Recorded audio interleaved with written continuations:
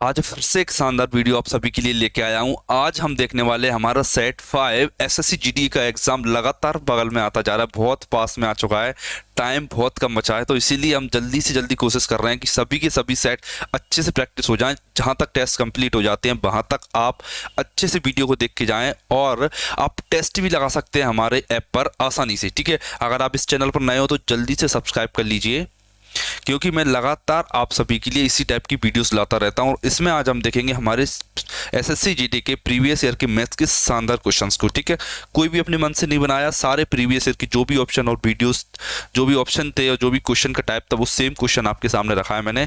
Direct SSC GD की official website से download किए हुए क्वेश्चन है वो। ठीक है, कोई भी उसमें हेरा फेरी नहीं है। जल्दी सब्सक्राइब कर लीजिए नए हो तो। और देखिए, अगर आप चाहते हो कि टेस्ट लगाना, कि एसएससी जीडी के आप टेस्ट लगाना चाहते हो कि प्रॉपर तरीके से, टाइम कम बचा है, तो आपको इस टाइम पे, एग्जाम टाइम पे सबसे ज़्यादा इंपॉर्टेंट होता है कि आप टेस्ट सबसे ज़्यादा प्रैक्टिस करो। तो उसके लिए आप इस टेस्ट सीरीज को ले सकते हो। इसकी लिंक मैं आपको डिस्क्रिप्शन में दे दूंगा, तो आप इस टेस्ट सीरीज को ले सकते हो। बहुत शानदार टेस्ट सीरीज है। ठीक है, इसमें आप प्रैक्टिस करोगे, बहुत आपका स्कोर इंक्रीज करेगा इस टाइम। ठीक, और इसके अलावा आप एमपी पटवारी की करते हो तो इसकी टेस्ट सीरीज भी अवेलेबल है अपने ऐप पर, तो आप बिल्कुल डाउनलोड कर सकते हो। डिस्क्रिप्शन में उसकी लिंक दे रखी है और ये फ्री टेस्ट सीरीज भी आपको मिल जाएगी। तो बिना टाइम गवाते हुए स्टार्ट करते हैं अपने आज के क्वेश्चंस को। देखिए, ये हमारा सिंपल क्वेश्चन है, बोर्ड मास से रिलेटेड क्वेश्चन है। ये हमारा बोर्ड मास का क्वेश्चन है। देखिए, इस क्वेश्चन में मैंने आपको बताया था कि बोर्ड मास में सबसे पहले हम क्या करते हैं, जस्ट थोड़े थोड़े ब्लॉक बना बना के सॉल्व करते जाते हैं। इतना बड़ा है तो हम इसे इतना बड़ा नहीं देखेंगे, छोटे छोटे पार्ट में सॉल्व करूंगा। जैसे सबसे पहले मैं इसमें ब्रैकेट को, इस वाले ब्रैकेट को तोड़ लेता हूं। ठीक है, देखिए बेस सेम है दोनों का। देखिए 3 3 9 और 1 10, 10/3 हो गया। कितना हो गया? 10 ऊपर और 3 नीचे। ठीक है, 3 एकम 3, 3 और 2 5, 5/3 हो गया। 5/3 तो 10 में से 5 गया तो 5/3 बचेगा, मतलब कि माइनस का 5/3 आ जाएगा। ठीक है, इस वाले पार्ट की वैल्यू कितनी आ गई? -5/3। ये माइनस लगा दी। ठीक है, अब देखिए ये डिवाइड में है तो इस वाले पार्ट को पहले सॉल्व कर। देखिए 7 दूनी 14, 2 आ गया। 2 का गुणा इसमें कीजिए, 2 पंजा 10, 10/9 कितना आ जाएगा? 10/9। तो इस वाले पार्ट की वैल्यू कितनी आ गई? 10/9। ये आ जाती है मेरी 10/9।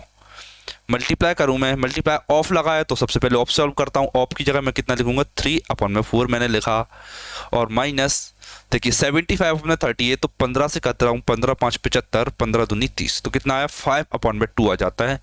5/2 मेरा यहाँ आ जाता है। ठीक है, 5/2 मेरा आ जाता है। अब आप देखिए कि इन पार्ट को मैं सॉल्व करता हूं। देखिए 3 से ये कट जाएगा, 3 बार में 2 दूनी 4, 2 पंजा 10। ठीक है, आ जा गया। ठीक है, 5/2 माइनस 5/6 माइनस 5/3। देखिए 15 माइनस 10, 5/6। देखिए अगर आप 5/2 में से 5/3 को घटाओगे तो 3 5 15 माइनस 10, 5/6 बचेगा। कितना बचेगा? 5/6।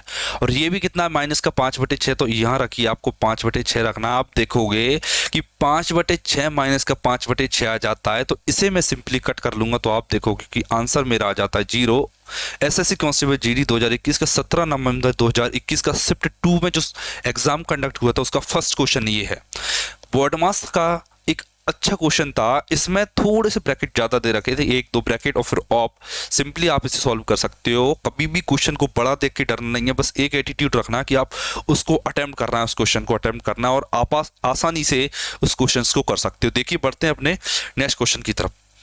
ये हमारा केवल प्रैक्टिस सेशन है। इसमें मैं आपको केवल एग्जाम ओरिएंटेड अप्रोच बताता हूं कि जिससे आप एग्जाम में बेहतर परफॉर्म कर पाओ विद इन टाइम के अंदर एग्जाम को आप अच्छा कर पाओ। ठीक है, क्वेश्चन देखते हैं अपना ये वाला। एक सेकेंड, देखिए ये वाला क्वेश्चन देखिए क्या कह रहा है। क्या, what is the value of 6 + 3 of 7 - 5? बिल्कुल सिंपल क्वेश्चन, हद से ज्यादा सिंपल क्वेश्चन। देखिए सबसे पहले इस पार्ट को सॉल्व कर लेता हूं। देखिए 7 × 21, 21 और 4 27, 27 में से 5 गए तो 22 बचा। डिवाइड बाय 2 × 11 22, 22 से काटा तो 1 आ जाएगा। मेरा ये आंसर आएगा। बिल्कुल बिल्कुल बहुत ज्यादा बेसिक क्वेश्चन था ये तो। नेक्स्ट क्वेश्चन देखते हैं अपना, 3rd नंबर का क्वेश्चन है ये हमारा। क्या कह रहा है? देखिए x 1420 और 1780 के बीच आने वाली वह संख्या ज्ञात कीजिए जिसे जिसे 15 एक सेकेंड जैसे 15 10 15 24 32 से विभाजित करने पर प्रत्येक स्थिति में शेषफल 7 बचे तो x के अंकों का योगफल। देखिए x एक ऐसी संख्या है जो 1420 और 1700 जो 1420 और 1780 के बीच में आती है, इन दोनों बीच के नंबर के बीच में आती है, और 10 15 14 32 से विभाजित हो जाती है और शेषफल 4 छोड़ती है, 7 छोड़ती है। तो ठीक है, तो इसके लिए मैं क्या करूंगा, सबसे पहले मैं 10 15 24 32 का एलसीएम निकालूंगा। देखिए एलसीएम मैं निकालूं तो देखोगे आप क्या, 10 15 24 32, देखिए 32 क्या होता है, 8 चौक 32 होता है, ये मैंने लिख लिया 8 चौक 32, ठीक है। 8 दूनी 16 और 16 दूनी 32, ये 32 आ गए, ठीक है। अब ऐसे मेरे पास एक ऐसा नंबर आ गया जो 32 से कट जाता है, ठीक है। अब 24 चाहिए मुझे, 24, देखिए 24 में क्या रहता है, 8 गुणा 3 रहता है, ठीक है। 8 तो आ गया, 3 अकेला बचा तो मैंने ये 3 और लिख लिया, ठीक है, ये 3 आ गया मेरे पास। 15 में क्या था, 5 थी 15, तो 3 लिखा है मैंने, इसमें 5 और ले लेता हूं मैं। और 10 में ये 10, देखिए 10 के लिए 5 और 2 अवेलेबल है ऑलरेडी, ठीक है। देखिए 5 दूनी 10, 10 आ गया, ठीक है।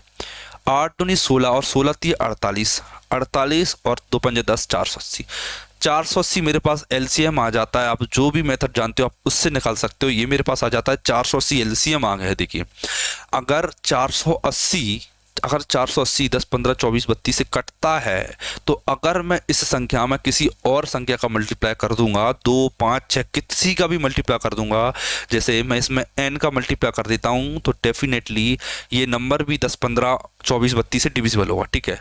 अब मुझे 480 को इसके नियरेस्ट ले जाना, 1420 और 1780 के बीच में। देखिए ये कितना है, 5 मान लीजिए, लगभग 5 है, तो 5 को 15 के निकट ले जाना, तो 3 का गुणा कर दूं, तो मैं इसमें n की जगह 3 तक देता हूँ।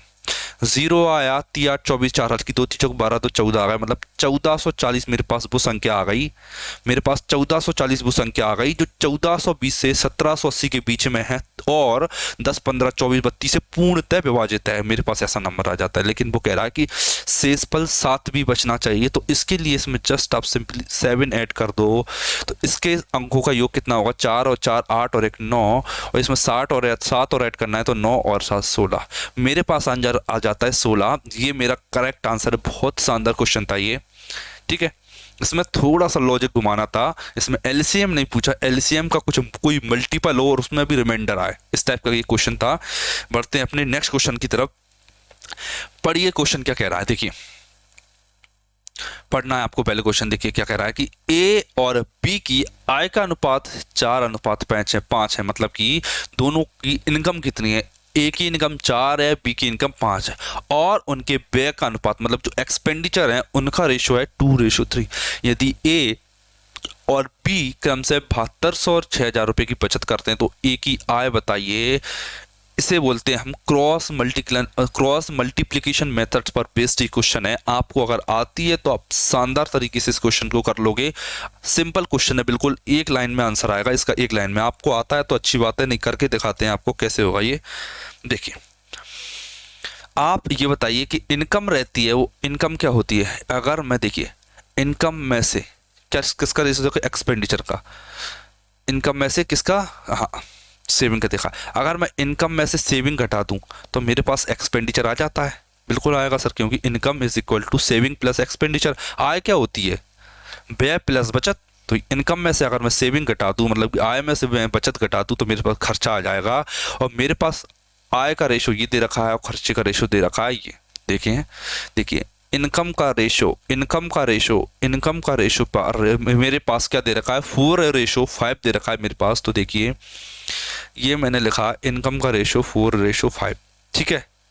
अगर आप इसकी पीडीएफ चाहते हो तो टेलीग्राम पर ज्वाइन हो जाए, हाँ इसकी पीडीएफ आपको मिल जाएगी इनकम। और ये एक्सपेंडिचर का दे रखा है व्यय का अनुपात। एक्सपेंडिचर कितना, 2:3, ठीक है। ये आ गया, देखिए ये आ गया, ये इनकम का आ गया, ये एक्सपेंडिचर क्या आएगा। सेविंग क्या है, सेविंग घटी है, मतलब सेविंग चेंज है। सेविंग क्या है, चेंज है। इनकम में से सेविंग माइनस की तो एक्सपेंडिचर आ गया। देखिए कितनी चेंज है, मैंने कहा सर ए और बी की 7200 है।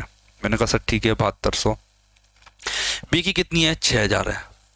ये आ गया 6000 लिखा मैं। देखिए 4 × 12 और 5 × 10, 4 × 12 और 5 × 10, 12 और 10 का डिफरेंस आ गया, तो 2 यूनिट की वैल्यू कितनी है मुझे वो फाइंड करना। देखिए 2 × 6 12,000, 3 × 6 3 दूनी 6, 3 7 21, 200, 3 दूनी 6, 216 तो जीरो।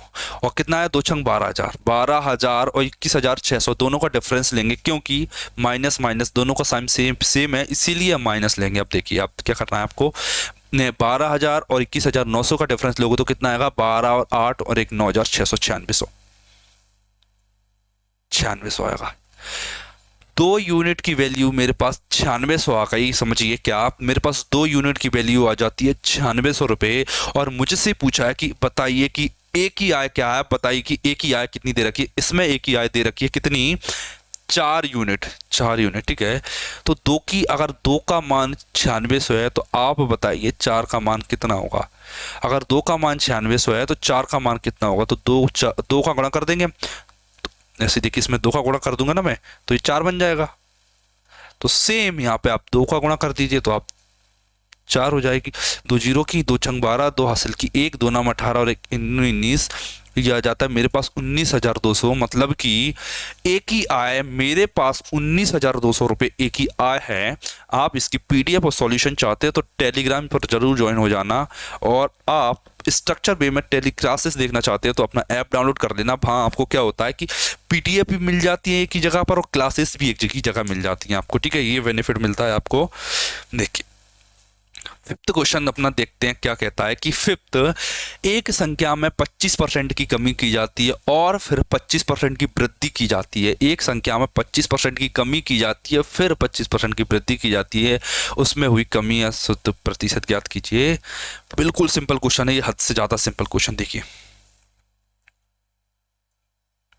क्या किया जाता है, हमेशा याद रखना, जब सेम संख्या की वृद्धि हो और सेम संख्या की कमी हो, क्या जब सेम संख्या की वृद्धि हो और सेम संख्या की कमी हो, तो आपको केवल एक बात याद रखना है कि हमेशा उनमें क्या होगा, एक चीज आपको याद रखना, क्या आपको क्या देखने को मिलेगा, उनमें एक चीज आपको देखने मिलेगी, क्या उन दोनों में हमेशा होगी कमी। क्या होगी, कमी।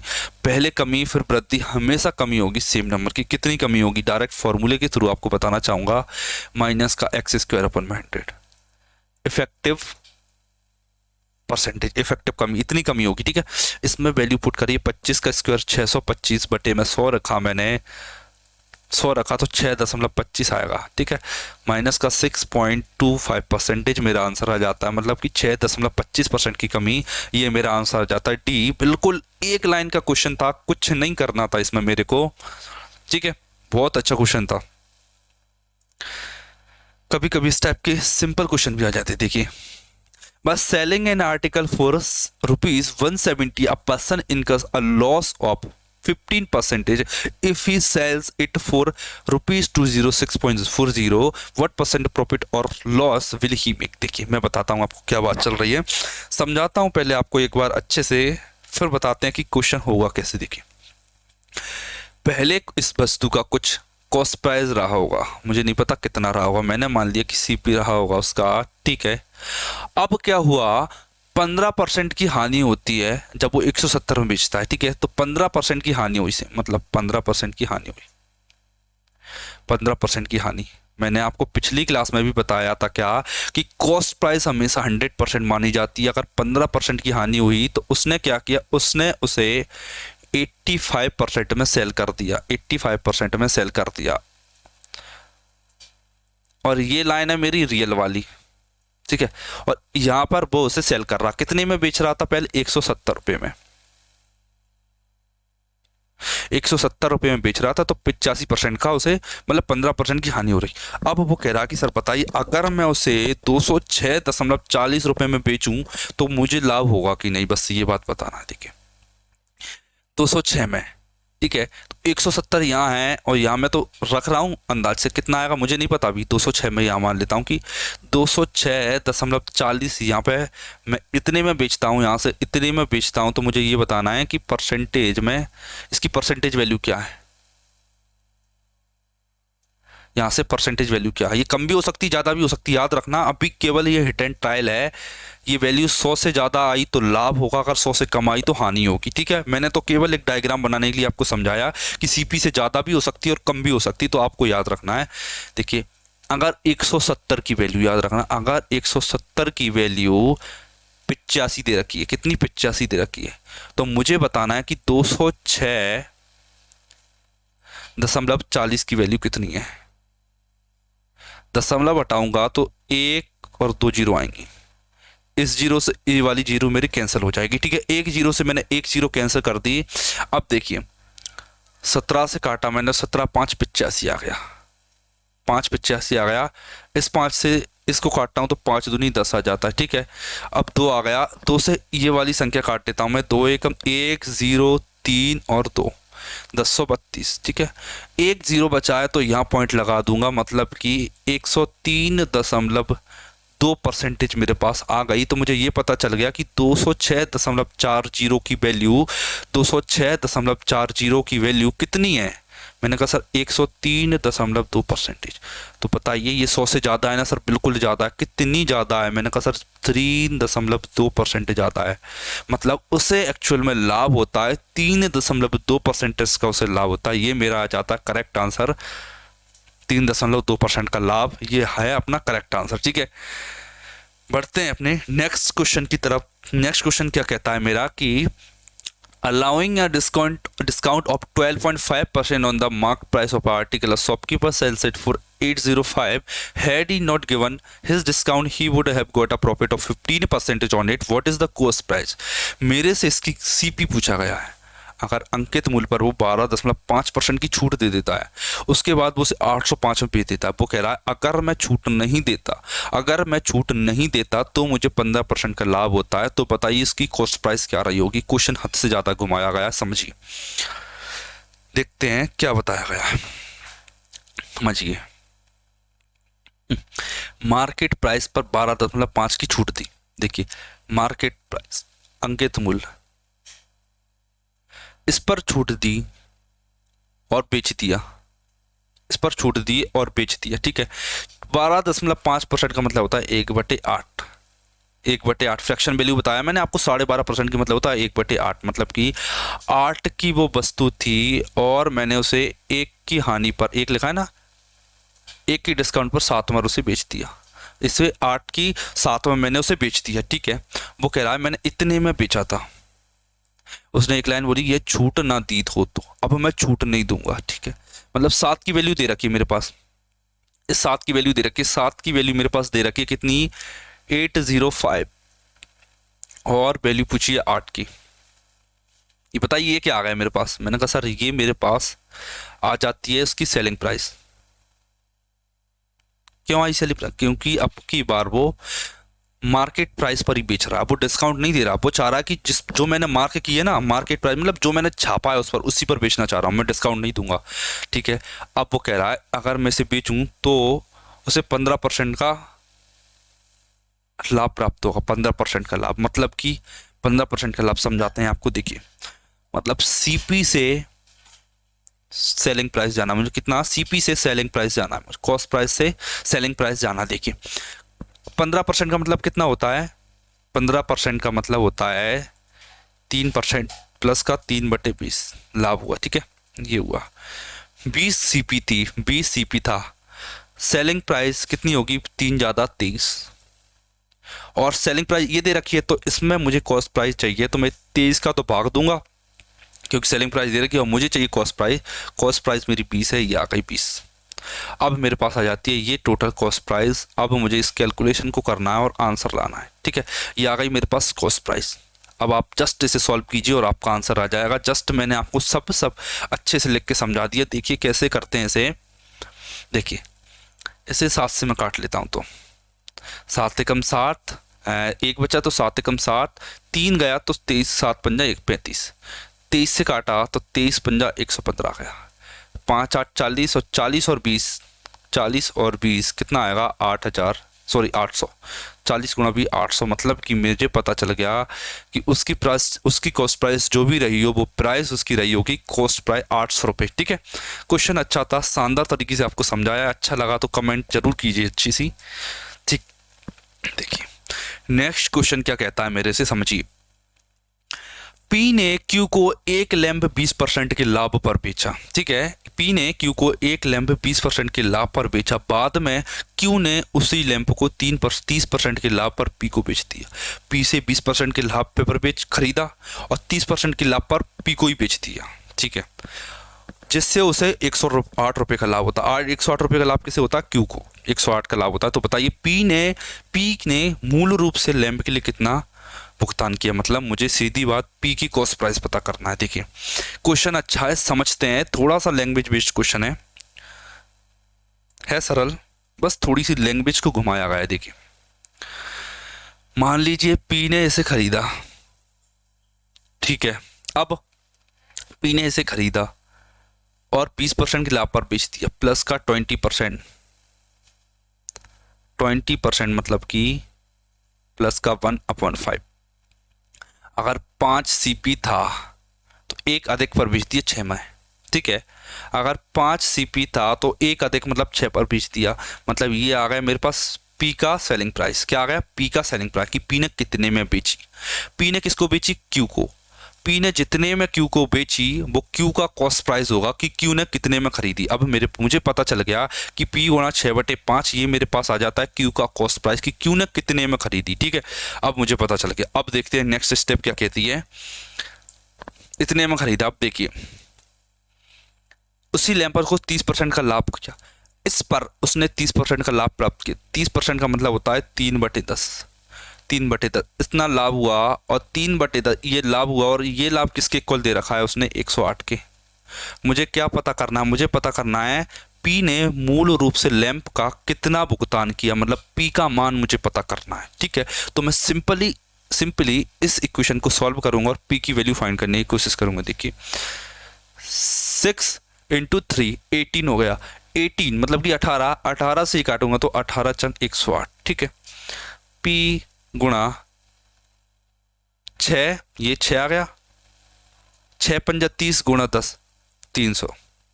कितना आ गया मेरे पास? 300। मतलब कि पी ने कितने में खरीदा? 300 रुपये में। तो ये मेरा आंसर आ जाता है 300 रुपये। बिल्कुल सरल क्वेश्चन था। इसकी पीडीएफ आप टेलीग्राम से ले लेना याद से। देखिए नेक्स्ट क्वेश्चन देखिए अपना क्या कहता है कि एक वस्तु को अंकित मूल्य 450 रुपये है। अंकित मूल्य कितना? 450 रुपये। इसे 10%, X%, 20% की 3 क्रमिक छूटों के बाद 267.30 में बेचा जाता है। X का मान ज्ञात कीजिए। तो आप इसके लिए क्या करोगे? सिंपली आपको पहले ये पता करना है कि 450 पर 10%, 20% की छूट देने के बाद में 10%, 20% की छूट देने के बाद में कितने की वो चीज़ थी, फिर पता करेंगे कि X% छूट कितनी। ठीक है, इसके लिए आप क्या करोगे? पहले हम क्या करते हैं, मेरे पास मान लीजिए 450 की वो चीज़ थी, कोई चीज़ थी 450 की। ठीक है, अब मैं करता हूँ क्या कि 10% और 20% की छूट दे देता हूँ उस पर। देखिए 10% का मतलब क्या होता है? 1/10। 20% का मतलब क्या होता है? 1/5। ठीक है, देखिए अगर वो वस्तु 10 रुपये की थी तो उसने 1 का डिस्काउंट दिया और 9 में बेच दी। 1 का 10 की थी, 1 का डिस्काउंट दिया 9 में बेच दी। अब देखिए मल्टीप्लाई किया, 5 की थी, 1 का मतलब 4 में बेच दी, तो 4/5 का मल्टीप्लाई किया। अब मुझे पता चल जाएगा क्या कि 10% और 20% की छूट देने के बाद वो वस्तु कितने की हो गई। देखिए सॉल्व करते हैं। देखिए 5 इस जीरो से इस जीरो काटिए, 5 से ये काटा, कितनी आएगा? 9। 9 × 9 81, 81 चौक 4 8 24, 324 आ गए। अब मुझे पता चल गया कि वो वस्तु 324 रुपये की, 324 रुपये में अब बेची जा रही। ठीक है, 324 रुपये में।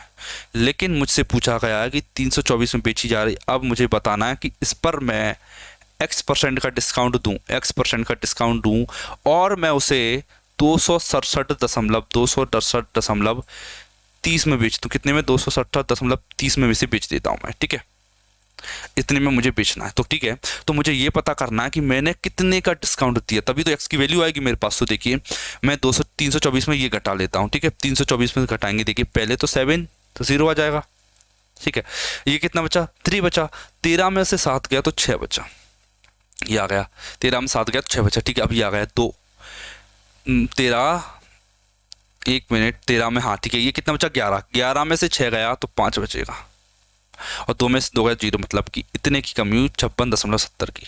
मैंने एक्चुअल में मैं देखूं तो मैंने 56.70 का डिस्काउंट लिया। ये 56.70 जो है, ये 56.70 जो है वो 324 का कितना परसेंट है ये मुझे पता करना है। ठीक है, ये मुझे पता करना है। इस वाली पॉइंट से ये दोनों काट दीजिए। ठीक है, अब 8 क्या से काट लेते हैं, ये कितना है 30। एक सेकेंड, कितना का 56 है। हाँ, 18 से काटता हूँ तो 18 से 18 बार में कट जाएगा ही। 18 से काटता हूँ मैं, 18 दूनी 36, 18 54, 2 बचा। 18 एकम 18, 9 बचा, 18 पंचे 90, 315। अब 18 से काटी से 18 एकम 18, कितना बचा 18 एकम 18, कितना बचा अभी 13 बचा, 135 हो गया, 135 हो गया। अब मैं 135 में 18 का भाग दीजिए तो 18 पंजे 90, 18 चंग 118 7 126, 18 7 126 आ गया।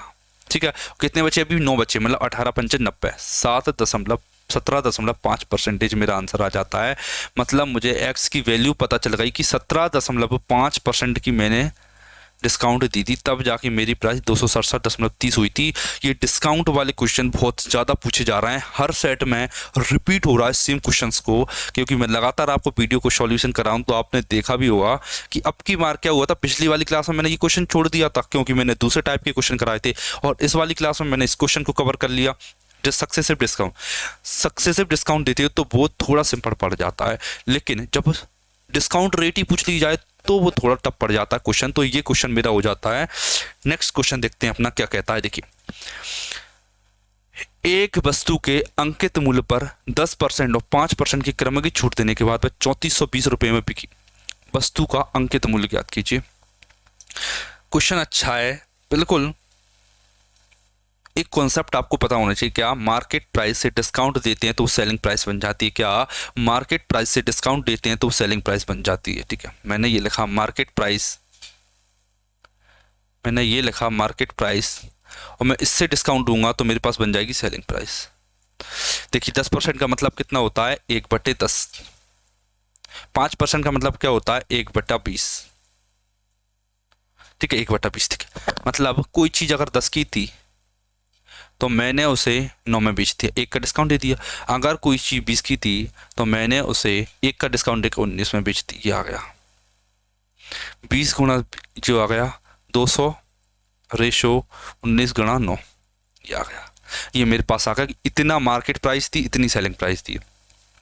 मुझे सेलिंग प्राइस दे रखी है, मतलब इसकी वैल्यू दे रखी है और इसकी मुझे फाइंड करना है। तो क्या करोगे आप इसके लिए, जस्ट 19 गुणा 9 को बटे में रखिए और इसका भाग दीजिए 3420 में भाग दीजिए और गुणा कीजिए। इसमें 200 का मान चाहिए इसलिए 200 का गुणा कीजिए, आंसर आ जाएगा आपको बिल्कुल। ठीक है, देखिए कैसे काटता हूँ। 9 9 81, 1 2 2 एकम 2 लास्ट में। ठीक है, 9 से काट लेता हूँ पहले मैं से, 9 से ये कट गया। देखिए 9 चौक 9 तिया 27, 27 तीनों 409 8 72, 380 आ गया। 19 से कट जाएगा कितनी बार में 9,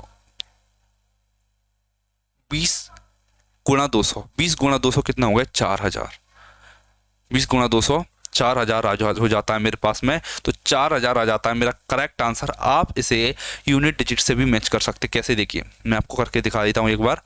ये लिखा मैंने 3420 बटे में लिखा 19 गुणा 9 और इंटू किया 20। देखिए सॉरी ये 2 है, देखिए 2 0 और 1 0, 3 0 होना चाहिए थी, तो ये वाला ऑप्शन नहीं हो सकता। देखिए 9 9 81, 1 आएगा लास्ट डिजिट, 1 को 2 काटोगे तो एंड में 2 आएगा और 2 का गुणा 2 में करोगे तो 4 आएगा। तो केवल ये आंसर पॉसिबल था। ये आप इसे यूनिट डिजिट से भी मैच कर सकते थे, आसानी से कर सकते थे इस क्वेश्चन को। देखिए नेक्स्ट देखिए अपना क्वेश्चन क्या कहता है। एक निश्चित धनराशि साधारण ब्याज पर 2 वर्षों में 4640 और 3 वर्षों में 9720 रुपये हो जाती है धनराशि और वार्षिक ब्याज पर ज्ञात कीजिए। देखिए इसे मैं छोड़ता हूं आप पर, आप इसका कमेंट करके मुझे आंसर दोगे।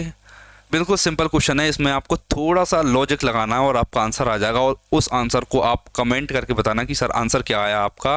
नेक्स्ट वीडियो में इसका सॉल्यूशन बताऊंगा, केवल तभी जब आप कमेंट करोगी सर आंसर बता दीजिए, तो आपको नेक्स्ट क्लास में इसका आंसर मिल जाएगा। आप मिलते हैं अपनी नेक्स्ट क्लास में नए कॉन्सेप्ट के साथ में और नए क्वेश्चंस के साथ में। अगर आपको कोई भी डाउट आता है और आप इसके क्वेश्चन प्रैक्टिस करना चाहते हो, आप टेलीग्राम पर इसके क्वेश्चन ले सकते हो सारे, और आसानी से खुद से प्रैक्टिस कर सकते हो। ठीक है, मिलते हैं अपनी नेक्स्ट क्लास में। Thank you.